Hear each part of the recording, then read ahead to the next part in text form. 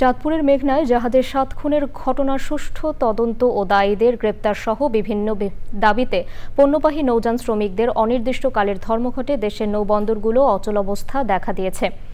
দাবি আদায় না হলে রোববার থেকে পণ্যবাহীর পাশাপাশি যাত্রীবাহী সহ সব ধরনের নৌযান চলাচল বন্ধ করে দেওয়ার ঘোষণা দিয়েছে বাংলাদেশ নৌযান শ্রমিক ফেডারেশন।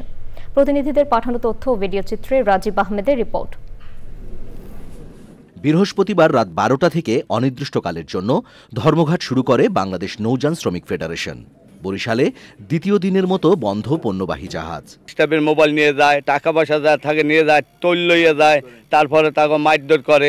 এর জন্য কঠোর ব্যবস্থা করতে হবে সরকারের। ক্ষতিপূরণ সরকার যদি না দেয়, না দেওয়া পর্যন্ত, তাহলে আমরা আমাদের আন্দোলন চলবে এবং চলতেই থাকবে। ফেডারেশনের নেতাকর্মীরা জানান, দাবি আদায় না হলে আরো কঠোর আন্দোলনে যেতে বাধ্য হবেন তারা। না মানে তাহলে আপনি যাত্রীবাহী লঞ্চ আমরা বন্ধ করে দিব, মানে আগামীকালের ভিতরে।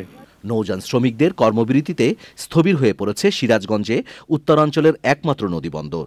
বিপাকে পড়েছেন শ্রমিক ও ব্যবসায়ী সহ বন্দর সংশ্লিষ্টরা। সরকার যদি দাবি মেনে নিত তাহলে তো আমাদের কর্মবিরতি করা লাগতো না।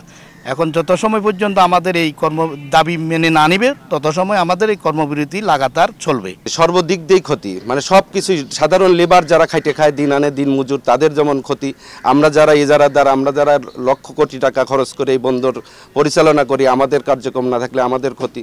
জাহাজে হত্যাকাণ্ডের সুষ্ঠু তদন্ত, নৌপথে শ্রমিকদের নিরাপত্তা নিশ্চিত করা, সন্ত্রাস, চাঁদাবাজি, ডাকাতি ও নৈরাজ্য বন্ধে সরকারকে দ্রুত আলোচনার আহ্বান জানান নৌ শ্রমিক ফেডারেশনের নেতারা।